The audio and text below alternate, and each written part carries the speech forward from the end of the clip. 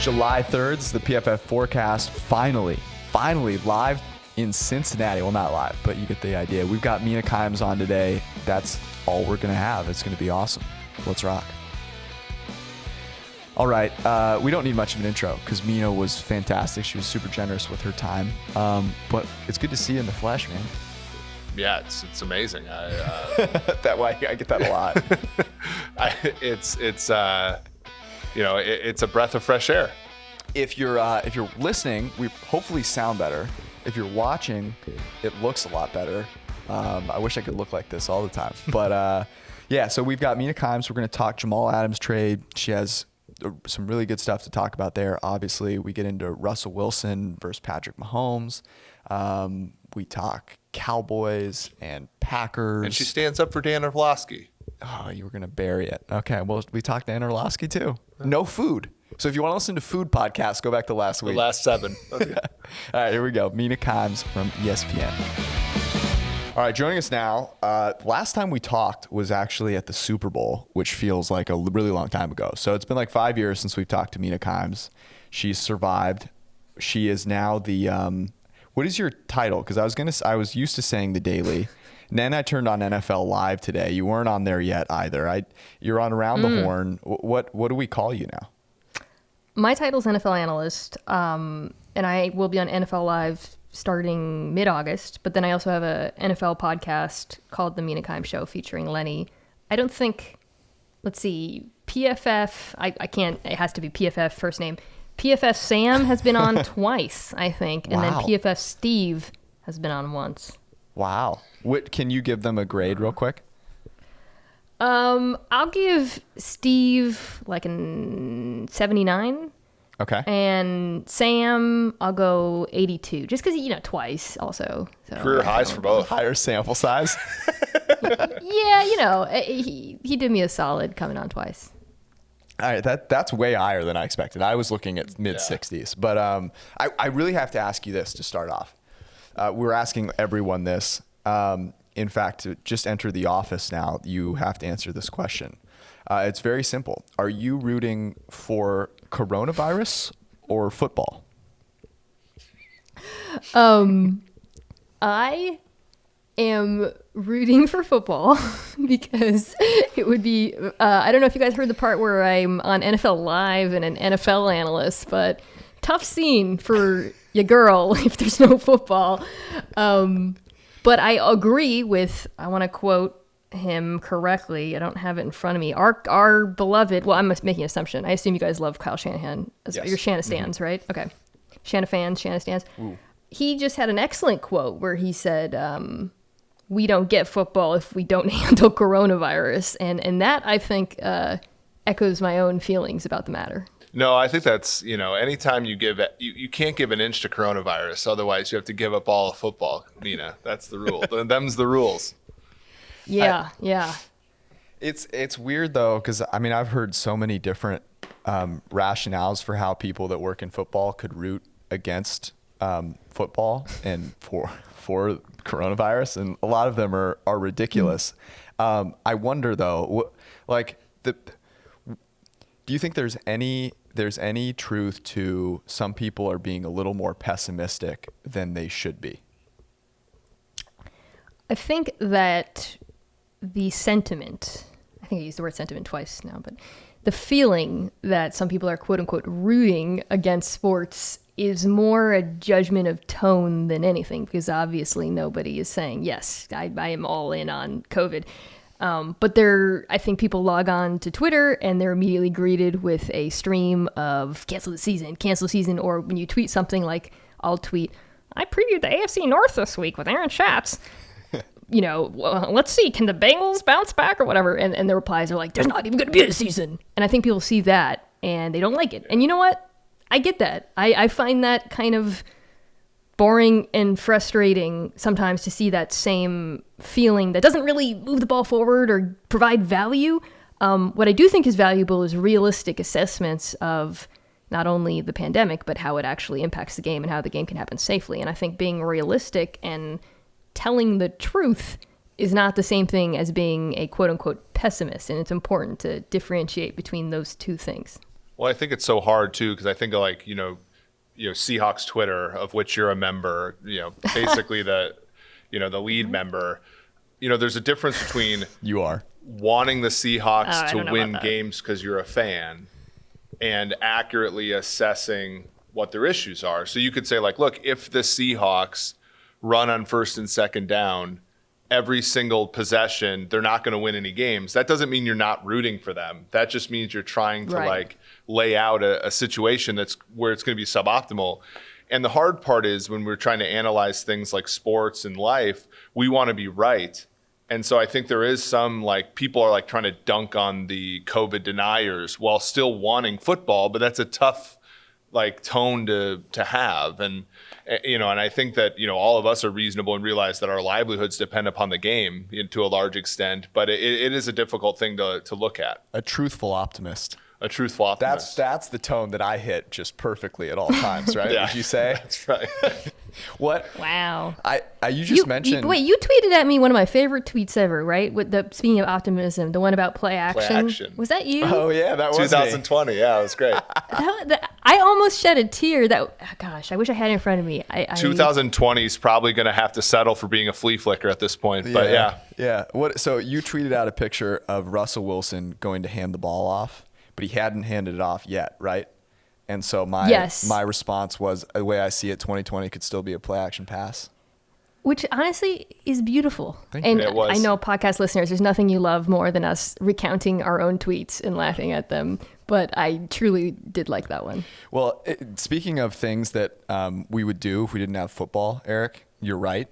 I was just thinking about what the hell I would do. I would try to pivot this to a food podcast. That would be our only hope.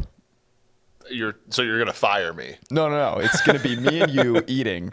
The funny part of it is going to be that it's going to be me trying to convince you that certain things are worth your time. Yeah. And you're going to think I'm an insane person. Eric discovers food. Yeah.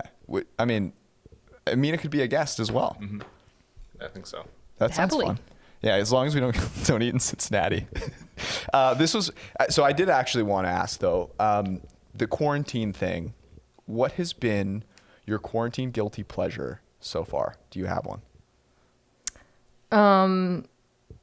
Not food, although my husband's gotten really into cooking, but not me. But I definitely have dipped deep into the Netflix bad show archives. I just finished Indian Matchmaker, which Wow. I actually kind of recommend. So that's one. The other one I would say, people who follow me on social know I really love crosswords, but I used to be like a solid, maybe, one crossword a day kind of person. And I'm, again, with the archives, I'm like in 2016 now with the New York Times archives. Because I only like to do Thursday, Friday, Saturday, so I can't do it every day on top of that. A little humble brag there. And so I'm like on Thursday, June 2017. And I just I'm relentless. I can't stop doing crosswords. That's very different than my guilty pleasures. Wow. Now I feel terrible. I was going to talk about mine. I can't anymore. I'm so embarrassed. What is it? Food and liquor.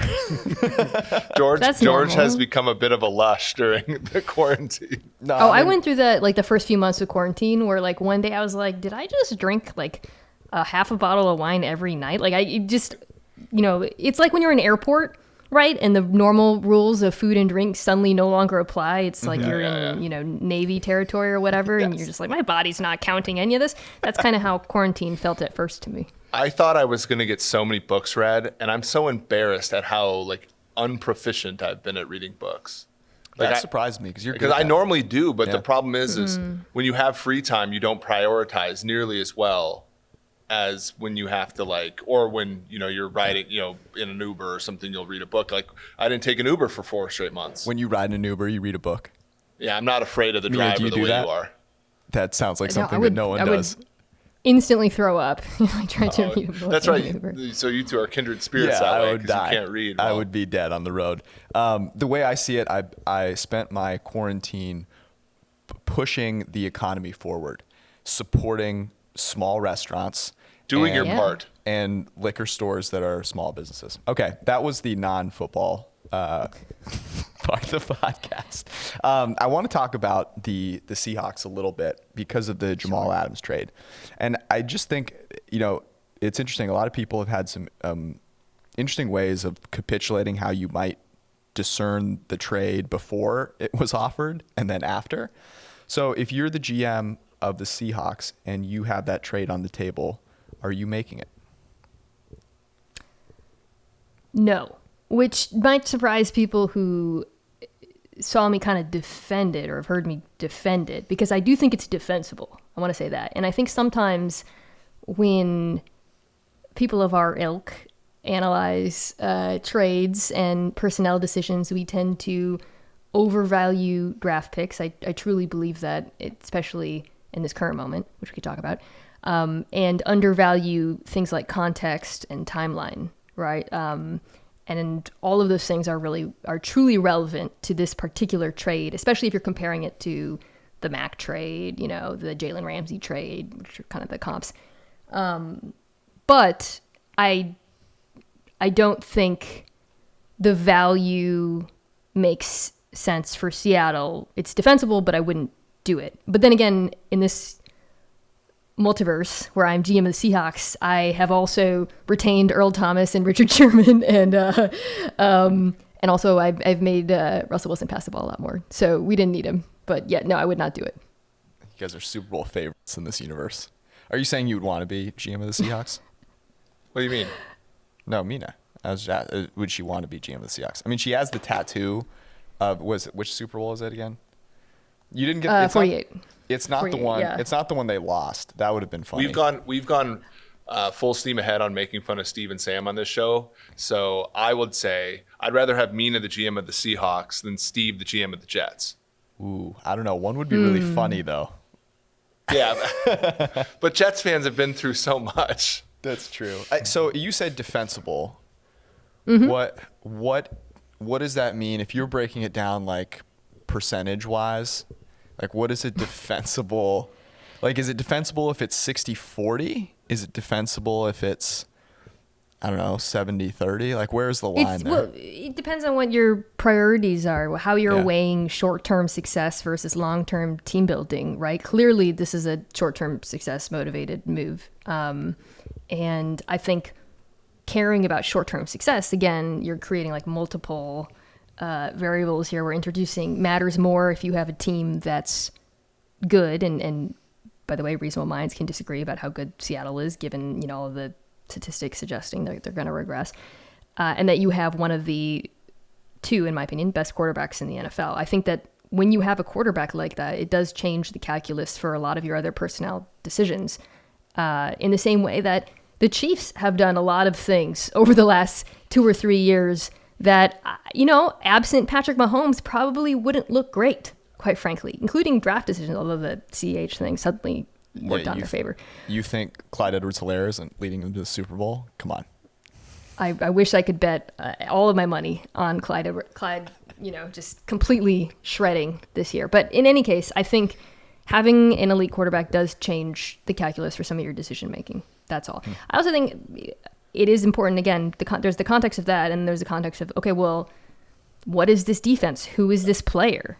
Sometimes we, again, talk about these guys like in a vacuum, like he's any player, plays any position, and it's like, no, we're talking about a specific guy who's going to play a specific role in a defense where maybe the value is different from where it would be on another team. I know it sounds like I'm rationalizing, but I just think sometimes these are things that we forget when we look at trades. Well, I said I wouldn't do it. I also think linebacker is a necessity for that scheme. So, so many linebackers. I think ruin looks differently for the Seahawks than it does for any other team. True. Because if everything goes poorly, this trade, everything around, they're still going to come out of it Russell Wilson in his like mid-30s.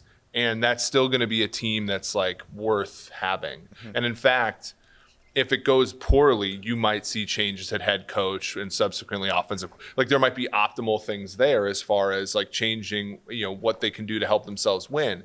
When it's another team, like Chicago, ruin for Chicago means Nagy's gone, Pace gone. They have to start over at quarterback. All the stuff they did on that defense doesn't matter at all. Yeah. And ruin's a lot worse for them. So I get that the context surrounding the Seahawks and the Chiefs when they traded for Frank Clark, which I don't think was a great trade, but obviously, they win a Super Bowl thereafter.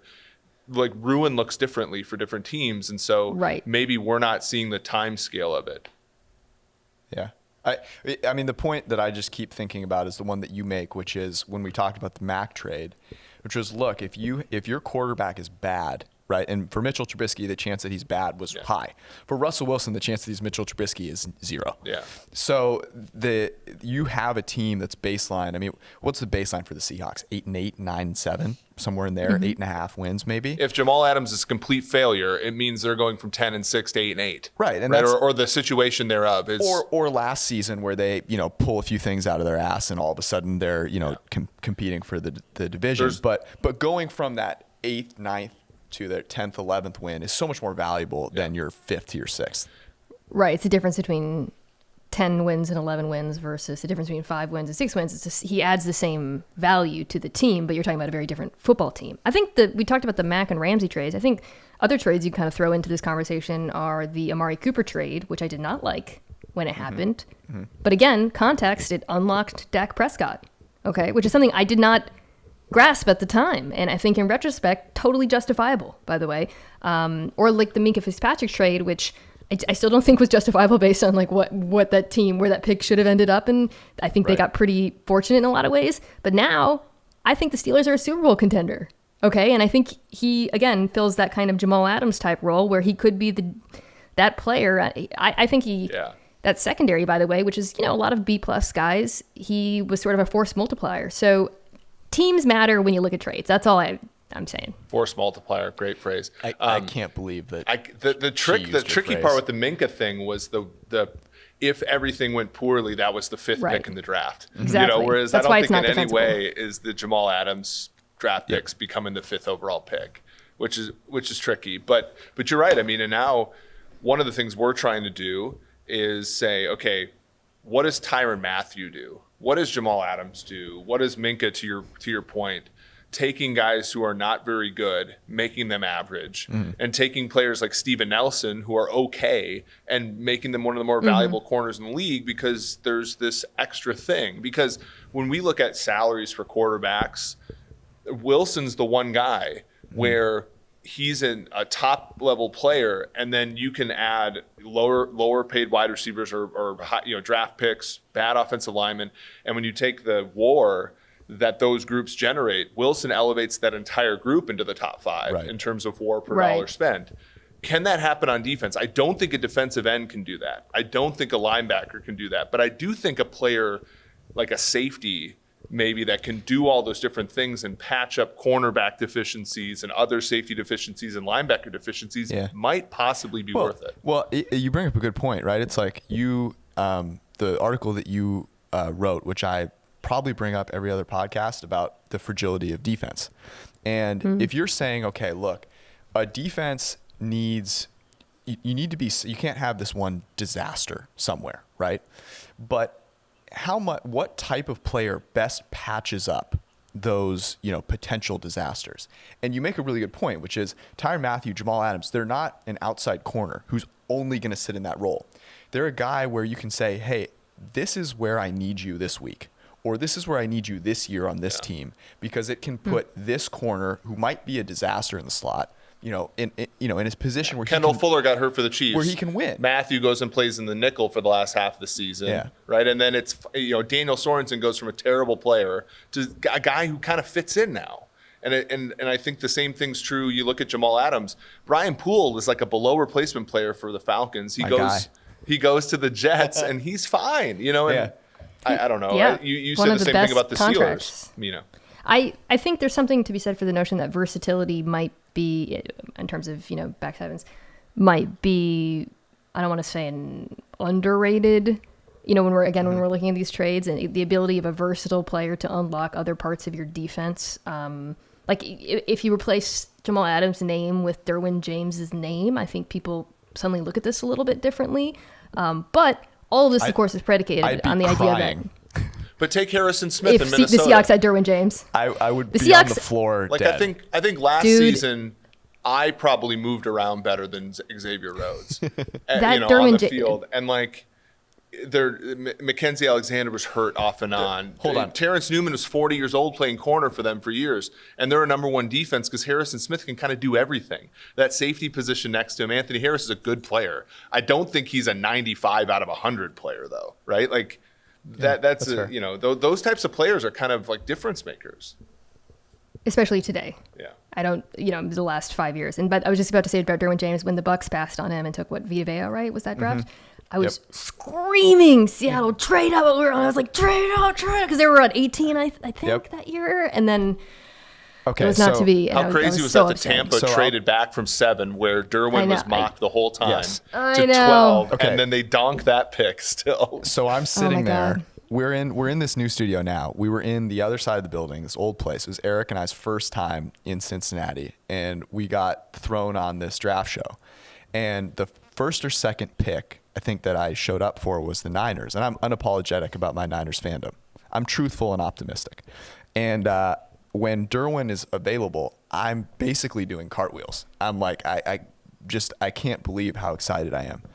And they take McGlinchey, and my normal reaction would be to curse for 10 straight minutes. But it's my first time in the office. For 90 straight seconds. So. Yes, I held it together. Okay. But it's honestly similar to, it's kind of like basketball, right? We've moved towards having players that are multifaceted, right? It's like these small ball lineups. Like, what's great about that? Well, all of these guys can shoot, dribble, and pass. Well, if all my defenders can cover, tackle, and rush the passer, and can cover in multiple areas, they're not just an outside corner, not just a slot guy, they're not just a safety, which Adams certainly is, then you're harder to game plan for. And when you bring in a guy that's, average, you can put him in the position where he's best. You don't have to put him in. So this brings up a good question for you, Mina. The Seahawks, are they the third best team in the league? Because I can make a case. No, there's such a clear top 4 to me in the NFL, which I had chats on, like I said, and they've actually got the Steelers above the Niners, which for my football show, we do division previews, and it's opportunity to go depth chart to depth chart and kind of revisit every team's. And I could not imagine putting San Francisco outside the top 4. And by the way, I think this trade by Seattle is a bet that they think San Francisco is due for some regression, and you can see that case. I think the fact that they had a shit ton of injuries last year and still persisted makes the opposite case, but I imagine that secondary is gonna be a little bit worse. But I think it's so clearly there's just such a clear upper class with the Chiefs and Ravens, and then of course on the other side with New Orleans and San Francisco. I don't see Seattle. I don't see Indianapolis, Tampa Bay, Dallas, Tennessee, Buffalo, who I see in that next tier. I don't see any of them penetrating that. Pittsburgh, by the way, as well. I mean, the only thing that I really like about Seattle relative to the other teams in the NFC is I see regression certainly from a outcome standpoint, but from the fundamentals, like Wilson's still going to be pretty damn good. Okay, but whereas riddle me this. Jamal Adams on the other side, they now have this Legion of Boom 2.0. You know what that opens up? The run game. Oh, jeez. I mean, this is if that offense was normal, yes, they would clearly be a top 3 team. Like I'm basing this judgment based on the tendencies of the last 2. And we don't know how they're going to use Adams, by the way. I know we were just talking about how exciting and versatile he is, but he's actually a bit of a black box for Pete Carroll, who's not. I saw when the trade happened, people were comparing him to Cam Chancellor. I see that obviously the physicality and the tendencies, but one, the Seahawks play significantly less cover 3 now, so we'll see that they might change. That might change, even though Adams has been good in coverage, right, in split safeties. But we don't know if he's going to rush the passer. We don't know if he's going to move him around. We don't know. They said today that they think they'll have Marquise Blair playing nickel a little bit and try to get everyone on the field, which is going to be a very delightful thing to see as a Seahawks fan after last season. But we just don't. It's kind of a question mark at the moment. Yeah, I mean, you just look at the division, though. Arizona probably got better, but it's one of those teams It's one of those teams though that's like those teams break Speaking out. of wide receivers that unlock a quarterback. Yeah. But those teams are we're always a year ahead of those teams, right? Like Yeah. their win total is still 7.5. And then you look at, I think the Rams are going to be the Rams could be a 4-win team this year. I think. Sorry. What? And it's probably because you're not calling their preseason games, Mina. But then, Well, she's now commentating for the coronavirus fighters or whatever. sure. And then the Niners, but you look at the Niners and they lose Buckner, they get some regression in the secondary most likely. The offensive line, like you don't know how Trent Williams is going to come in and replace It's gonna be Staley. amazing. And the wide receiver position, you lose Sanders and Samuel for the first half of the season. Jalen Hurd. Sorry. my Yeah, bad. thanks. And they do get Mostert back, so that helps. But you could get some regression out of Jimmy G. I agree with you. I think the Adams trade is kind of we don't think Jimmy G's that good type of guy, type of move, which I kind of agree with, from a team building standpoint. I'm curious. So you mentioned Wilson and Mahomes. We had this debate a little while ago. If you were tiering quarterbacks, would you put them both in the same tier, or like me, would you put Mahomes in tier 1 and Wilson in tier 2? With the caveat that I think Mahomes is the best quarterback in the NFL. I want to put that out there for anyone starts bitching about me being a homer. Damn it. I would put them in the same tier because I think they're the two quarterbacks in the NFL that can elevate anything. And I don't think that's true of another quarterback in this league. And I say that as someone who thinks Lamar Jackson is a gift from the gods. Deshaun Watson brings me more joy than perhaps any football player in the last 10 years. Not in Seattle, but those two guys have they're team proof in a way. And I think that is, you can define a tier as being team proof. It's crazy when you look at wins above replacement generated per salary spent on QB, wide receiver, tight end, and O-line. Baltimore, rookie Jackson on his rookie deal. Kansas City, Mahomes on his rookie deal. Seattle. Yeah, the only one that actually with pays Wilson their being quarterback. paid $35 million APY. He can overcome literally anything, as you said. So here's another one. If you switched Wilson and Mahomes, and Wilson is playing with Andy Reid, are we flipping the script? Is it, look, I have to put Mahomes in there because I think he can do it, but Wilson has just been so otherworldly. I think that there's a very good chance that he could produce how Mahomes does, but we also are. The hard part is Wilson's so far into his career that I think right now it's more even than it would be if you sort of staggered the times and put Mahomes in year whatever year Wilson's in. I think that's fair. But currently, yeah. I mean, Andy Reid's a genius. He's amazing. And he won 70% of his games with Alex Smith. That's what I'm saying. That's my point, right? So if you take Alex Smith and you put him on the Seahawks, I have a hard time imagining. No, it was called the 2014 Chiefs when they had no wide receiver touchdowns and they went 9-7. I don't know, man. That's the point. Once they got Tyreek Hill, right? Alex Smith was really good statistically. Is Alex Smith? That's what makes football so fun. Is that it's really hard to untangle these things. Mina, non-Seahawks question. The team or player or coach or whatever it is that you're most excited to watch this season, and why? If you had asked me this, I guess 2 weeks ago, I might have said the Patriots just from a football standpoint. And I'm still excited to see Cam Newton in that offense, right? But with every opt-out in New England, that team, I don't think it's overreacting to say they've plummeted in my rankings, I suppose. So I'm also excited to watch the Colts, who I am, I think, higher on than a lot of people. Interesting. And I'm high on a Phillip Rivers comeback season in that offense. Clear favorites in your opinion in that division?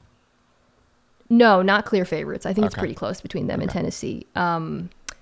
Field Yates, we came on my pod to preview the South, and I thought he really put it well when he said we need to see if Tennessee can do it again and if Indianapolis can do it at all. And I think I'm betting on the Indianapolis side of those things based on number, especially with Tennessee, some of the stuff. But I think they're pretty close. Do you give Houston any shot at plus 350 in that division? No? Okay. That team is, I think that offense could be fun if, Will Fuller's healthy, right? But It's two players, man. That team's two players. Watson and Watt. I thought you were going to say David Johnson, but No, but there's something to Bill O'Brien being a better coach than he is GM. And now that the hay's in the barn. Decent coach and human. But that defense is ugly. And they were brutal last year. Not good. I wonder if just by pure regression they can get better. Lonnie Johnson can't be worse. Oh God. From just a sheer like kind of football standpoint, I'm really interested in Cleveland this season. And that doesn't mean I'm high on Cleveland. Yeah. I think they've got some variance to them, and I think what happened last season with Baker and that offense, also the defense, which nobody talks about, sort of like that defense really, that D-line should have been a lot better on paper, but that offense in particular, I think it's been really difficult to sort of divvy up the blame pie. And I don't think like what Baker Mayfield to have that kind of regression and accuracy, not just from his rookie season, but also in college, is just so wild. And it's the kind of thing where you want to blame OBJ, who maybe was hurt, but then, you want to blame the offensive line, but maybe actually they weren't that bad. But then when you just watch the tape, Baker screwed up a lot, right? Yeah. And screwed up in sort of, in retrospect, wildly predictable ways. So I'm very curious to see how much coaching can fix there, as well as like an actual right tackle. And I think it's also interesting because I don't think we know exactly who Kevin Stefanski is because it was so commingled with Kubiak in Minnesota. Right. So we look at everything that Minnesota offense did and we're like, yeah, great, let's boot, Baker out, run a lot of 12, but we don't know if he's going to do we don't know, what the plan is. So I'm curious to see how it plays out because on paper it could be good. Yeah, I like to root for Stefanski only because basically everybody that's met him will tell you how great of a person he is. Like just like you look at the decisions. I get the same thing. Well, yeah, of course. But you look at the decisions like he's made, who he's hired and who he's put in positions of power.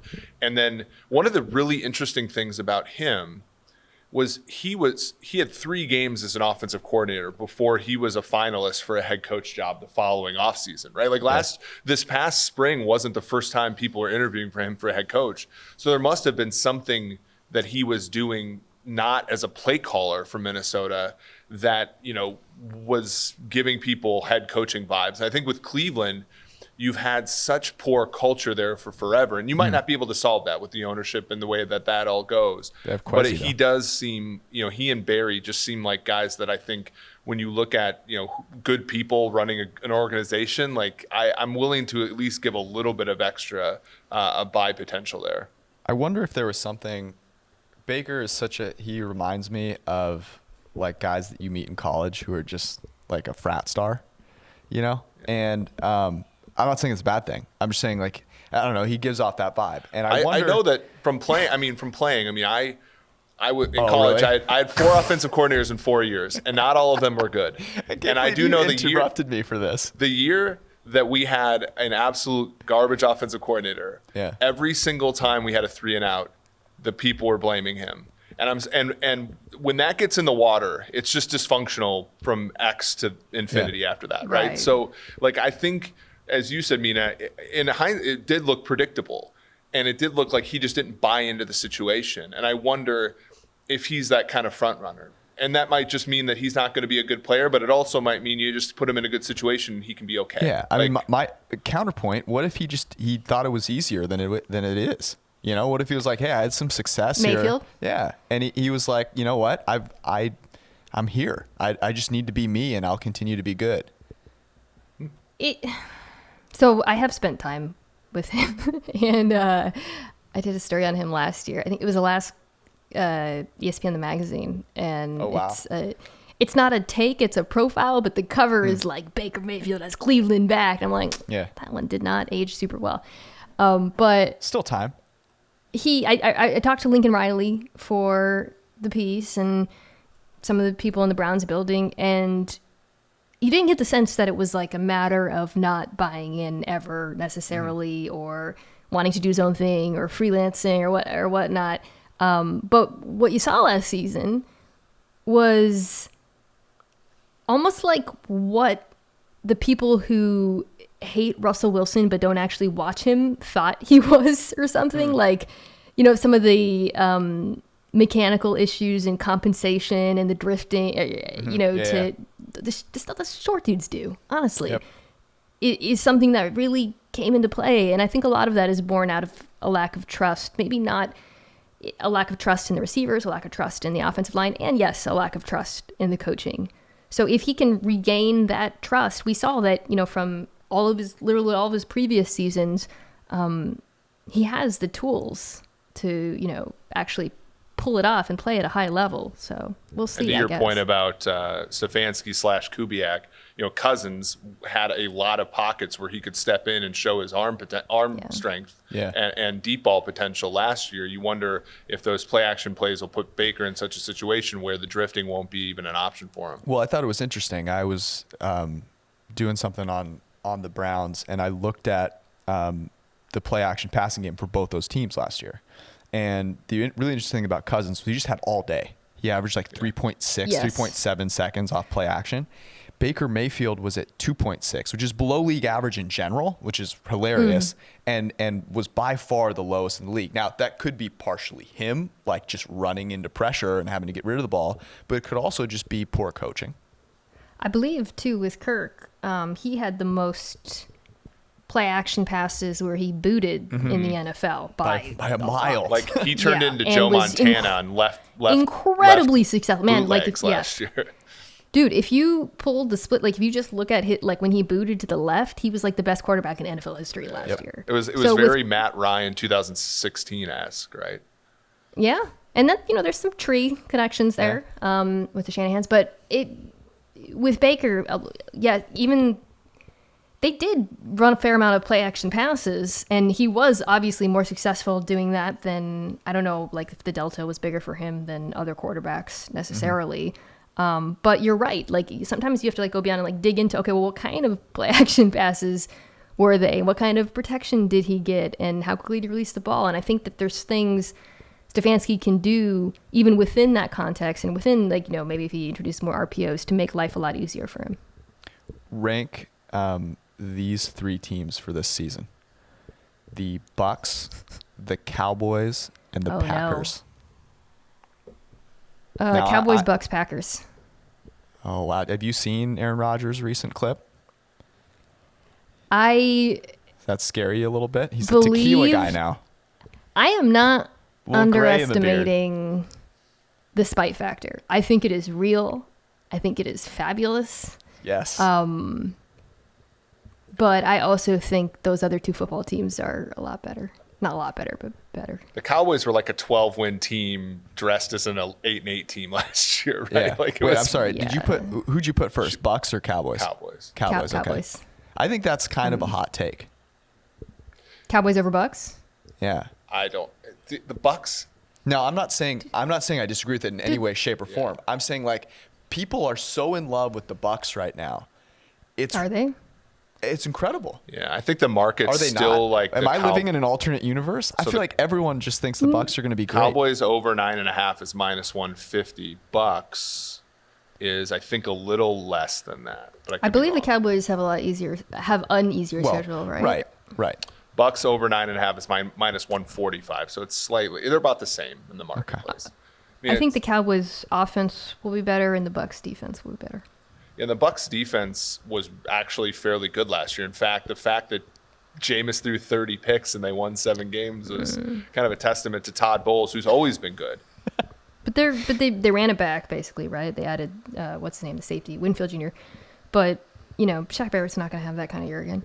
Yeah, and they did a great job drafting coverage guys last year. Murphy, Bunting, White. So yeah, that's fair. Sean Murphy Bunting. It's a good name. Like Clyde Edwards-Helaire. Yeah. You know that the show The Good Doctor, the main character's name is Dr. Sean Murphy. So whenever I see Sean Murphy Bunting, I always think about that. We're so blessed now because I've never seen it. Neither have I. See the previews. Back in the day, the only players with 3 names were terrible backup quarterbacks, like Billy Joe Holbert. Yes. I remember the only reason I know The Good Doctor is one time I tried to record a show and it ended up like the timing got messed up, and so it recorded The Good Doctor, and I was so mad, and so I'm like going. Did you watch it though? I'm fast forwarding through it, hoping that whatever I recorded shows up, and it's just Good Doctor the whole way through. It's very unfortunate. All right, some quick hitters here. Who's the rookie you are most excited to watch in 2020? Jordan Brooks. Joe Burrow. I know it's a dumb, lame No, answer. that's the correct answer. If you were going to say Clyde Edwards-Helaire, we were going to like I said, we just did the AFC North with Aaron Schatz, and I was really, I think the Bengals offense is really interesting because they have a arguably bottom 5 offensive line in the NFL. Not arguably, pretty clear to me. Would you be willing to argue with Bobby Hart about it? Dog. And but then low key, a very cool and exciting skill group. Yeah. Right? No tight ends, but still. So Zach Taylor is in a really interesting pickle, which is you have these awesome. We'll see how AJ Green looks, but it's a pretty cool group. You have this quarterback who, is one of the best prospects in years, and operated a sort of pro-style offense at LSU, but then there are a lot of things they did there that he can't do with this offensive line, all that shit out of empty, right? Yeah. How do you do it? I think it's a cool puzzle to solve. The Bengals in week 1 are +3, +3.5 against the Los Angeles Chargers. I feel like that's a really good. If you're thinking Burrow or You're Burrow's talking going to start against Taylor Herbert. Stan numero that's uno. right. I forgot about that. Wait, are you? That's my thing. I'm right. Tyrod No, agnostic. I'm saying you are. I'm Oh, lukewarm. yeah. No, Not me. I was giving you full. We call credit for him Ty God. First of all, me and Sam Monson. That's our thing. that. But you can have it. Well, what if they start Justin Herbert over him? Would you bet the Bengals there just to spite? They're not going to start Justin Herbert over. going to. Anthony Lynn. I don't know. I mean, what would you do if you were Zach Taylor? What kind of, you know what I mean? Given those parameters. And by the way, Bosa and Ingram are just going to absolutely destroy that offensive line. Poor Joe Burrow. They're in a really tough spot in LA with the Chargers because that team is actually good. Yeah. In most places. And I would go with Tyrod just because it's sort of like the Bills were in that early part with Rex Ryan, where it's you got some good football players on your team, and if you start when they finally were we're going to fire Rex Ryan, what do? They started EJ Manuel, which is basically the white flag. If they start Herbert, it's a white flag, and I don't know if you can go to Chris Harris, Bosa, Engram, all those football players on that team that are really good. Mike Williams, Keenan Allen, they can't play Hunter quarterback. Henry. You can't wave the white flag that early. You asked a really good question about Burrow. It's one that I haven't thought of, but I think just off the cuff, what I would do is I would try and leverage his athletic ability, which I think it is talked about, but maybe, we just kind of write him off because he's such a prolific passer. But I would put him on the move. I would try and leverage him in the run game. I would make the defense have to worry about him as a runner, certainly, because I think he can do that. And he's so damn accurate that, you have receivers that can hopefully get open quickly. The people forget this. The Chiefs run more quick game than anybody. Yeah. You can do that and still have a big play offense. And to me, that would be exactly what I would do. I would take Tyler Boyd in every single fantasy draft because he's going to put up numbers like Justin Jefferson did at LSU out of the slot. And he's already a 1,000-yard receiver. He's so good, too. Yeah, and he, like Justin Jefferson, it's I like think Tyler he's really Lockett. No one knows who he is. And then he's but amazing. It's the Bengals. But, when you had AJ, when he became the ostensible number 1 there, you really saw, I think, not just that he's reliable and quick, but much like Justin Jefferson, who, was so deadly on those option routes with Joe Burrow because they kind of mind melded. I think Tyler has that same, his feel for zones and space is really elite. So him, Green, T. Higgins, budget AJ Green, T. Higgins, Justin, I should probably stop calling him Justin budget Ross, AJ Green. right? Is the Wazoo, John Ross, Washington, who, if you can buy Joe Burrow 3 seconds, John Ross can get all the way down the football True. Now he field. can't catch the ball after that point, but he had a good game in Seattle week got it. 1. That was a pretty good game. yeah. Oh, yeah. And here's the other thing. They He do almost won. they do get a first-round pick from last year, who is an offensive tackle. That helps a little bit. I am all in on the Joe Burrow train. Are you buying into the hometown Bengals this year, Joe? The way that he carries himself, he's just a killer. I believe he's just such a killer. And I thought this was the nerd podcast. And you're like, the way he carries himself. Oh, no. I am the biggest. He's just got that kill. He's a winner. So I am the biggest fraud in that I will literally write a guy off based on his Instagram or buy into a guy based on his Instagram. Okay, so let's ask Mina this question because this is a good question. Maybe we asked her at the Super Bowl. I forget. I'm old. I can't think that far back. Jimmy G or Kirk Cousins? As a quarterback? Yeah, you both are free agents. You have to decide between them. You can pay them the same amount. Kirk Cousins. My God. See, George would write Kirk Cousins off because of, I think, either the affirmative on Jimmy G's Instagram or the lack of self-awareness on Kirk's Instagram. I don't know. Kirk is actually a great example of the intangible thing, though, because his entire career, every statistic, every rate statistic, right, with a large sample size, says he's a good quarterback. Mm-hmm. But I just know he's gonna fucking blow it, and it's Thank not you. but it's Jimmy G. I mean, come on, the Super Bowl, but you can't. It sucks because it violates like all the nerd things, I believe, right? Like every statistic, any way you dice it. I mean, there's some that aren't great, but Kirk Cousins is a good quarterback. But 3 to 4 games a year, he just implodes. Yeah, and he's going to take a knee when he's supposed to spike the ball or something crazy like that. Whereas at least Jimmy looks cool when he throws it right to Brashad Breeland. Let me put it this way.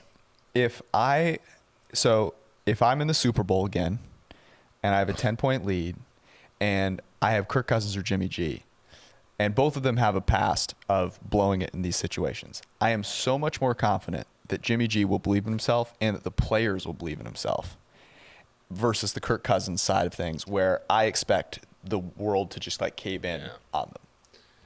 And that's, I mean, it's kind of like baseball used to be, right? Where like you would say, okay, this roster construction can win 100 out of 162 games. Mm-hmm. But like in the playoffs, the A's never were able to the Twins were never able to win a playoff game with Joe Mauer. Kirk Cousins is very easy. Yeah, but you're saying like I want that. It's sort of back to the Jamal Adams deal where like I want the high variance players in the playoffs, and like that's the thing that you're not getting with Cousins. Although he played really well against New Orleans. Isn't it crazy how we as a society have just forgotten that the Vikings kick their asses in the playoffs? Everyone's like, yeah, New Orleans is so good. Their roster is so deep, top to bottom. Vikings, and I believe that, but then it's like that happened. I watched it happen. Cousins, I just think, is so good in structure, and I think when things start going wrong and play action isn't working, he can self-destruct. Yeah, he's had some outliers, like, came back against Denver from 20 and stuff, but it is just few and far I feel between. much better about Jimmy G's ability to throw quickly than I do Cousins. That quick twitch, that quick hip movement. It's not just all in the face. All right, this is that was a quick answer. We're really nailing this quick hitters part of the podcast. I do want to ask you a little bit about like your career, because I find it really fascinating when people are able to come on and share some knowledge. And I remember when I was younger in my career, I would listen to podcasts with people who was like their path I respect. I want to hear what they have to say. So what's a piece of advice that you might give to someone? There's probably a lot of people out there right now who are thinking about their careers. Maybe they don't work in sports right now, or in sports media in particular, but wants to. What's the advice you'd give them? Well, I guess it depends what you want to do. I think for people who want to be writers or analysts or just cover football, the best thing you can do is just become an expert in a team first. And I think we've seen a lot of people go that path and just kick ass, right? Covering a certain team. My friend Danny Kelly, who I know from when he started covering the Seahawks, is a great example of that.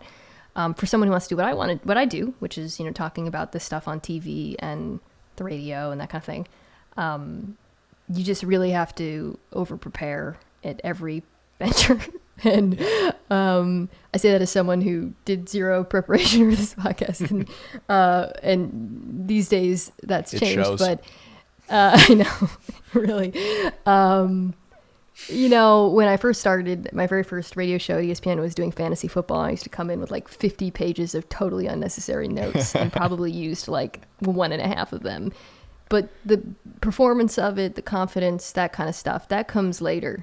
But if you have the knowledge and you have that foundation, that's ultimately what ends up being the difference. I've seen, not in myself necessarily just, but also other people as well. Well, I think you bring up a great point in that, like, your preparation for things, later on in life are almost always years before.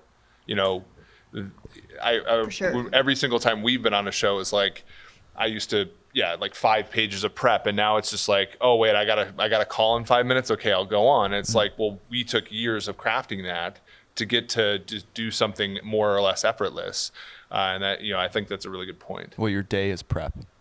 But yeah, it's a really good point. I see what Chris does for Sunday night, and the over preparation that whole team does just to be ready for anything is insane. Because what you'll get remembered for is the one time that anything happens and you're unprepared and you look like an idiot.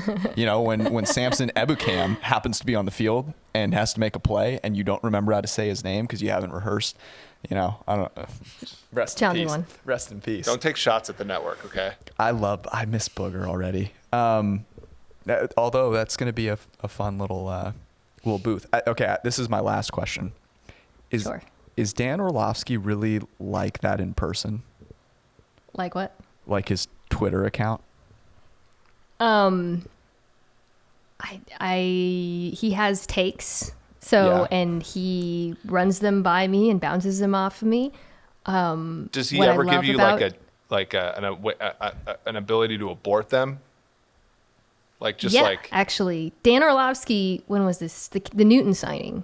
I remember when it happened, he felt some kind of way, and then I inundated him with my opinions and my views of, the 2018 North Turner offensive line. And a day later, he was like, yeah, you said this, and this. He's like, yeah, you changed my mind.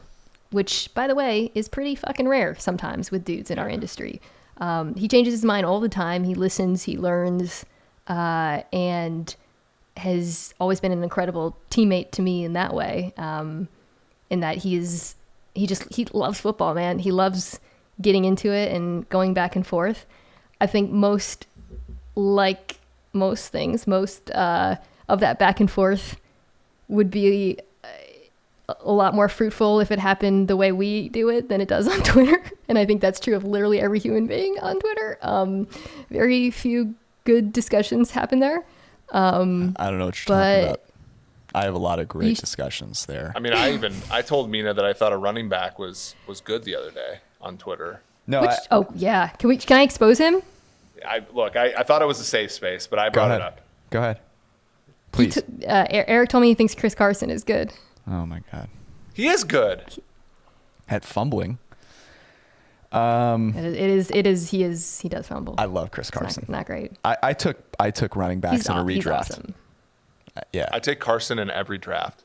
He is of the running backs that are out there, he's up there. He's no Alvin Kamara, who, by the way, another guy who, just based on his appearance, the persona that he carries, the swagger that he has, is in a league of his own. He's very cool. He's a very awesome. cool dude. Everything, I can't appreciate a guy more than when I appreciate his style and his workout ethic, and he has both on point, and it's incredible. That's why you like me so much. That's exactly it. All right, do you have any more questions? I was gonna ask her what her favorite LA restaurant is because I miss them, but she said she doesn't even George, like food. we can't inject the fact that you're from LA every single time we record this show. I ask everyone about In-N-Out. I know it's. I feel like I totally shut down your food line of questioning, like compared to like Robert Mays, who was willing to indulge you for like 30 minutes. We'll get you there. Well, and Brett Coleman was just like he was making drinks for us. Here's everything I know about food and drinks now. When COVID, which Mina's rooting for apparently for some reason, destroys football and we have to do the food podcast, it'll be like a lovers of food and non-lovers of food, and it'll be like, we're going knocking on doors trying to convert you, and so we'll bring you. No, I don't. It's not that I'm not a believer. I just haven't been evangelized to yet. I'm what mission trips are for when it comes to food. That's true. We'll get you the uni caviar toast, and go to Jean Georges. Will be good. Mina Kimes, this was fun. Thank you so much. Thank you very much. Big thanks to Mina Kimes. She's fantastic. And the best part that I think about Mina Kimes is that she is so knowledgeable about the game, but also like gets how to talk about it. You know, you have some of these people that come in, it's like, I've been studying the game forever. And then you ask them a question, 20 minutes later, you have no idea where you started. That's not the case with her, obviously. Yeah, she's great. And you know, obviously a Seahawks fan, which both of us can appreciate being fans of teams, but very, you know, objective about her favorite team and just, you know, extremely knowledgeable. And what I've really liked about the last, you know, 2 months worth of episodes is, you know, we think very similarly about football, and we get to bounce these ideas off people who are very smart and think a little differently than we do. And I think it's been a lot of fun. And you know, she doesn't think the Seahawks are the third best team, which you know, I'm a little bit higher on them. If you surround yourself with like-minded people, no matter how smart they are, you're losing. And so I think you hit the nail on the head there.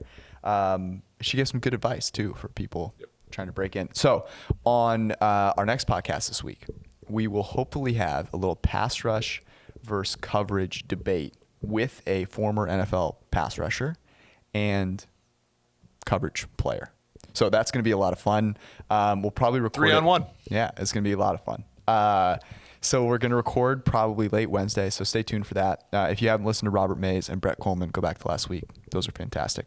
Thanks for tuning in. Peace out.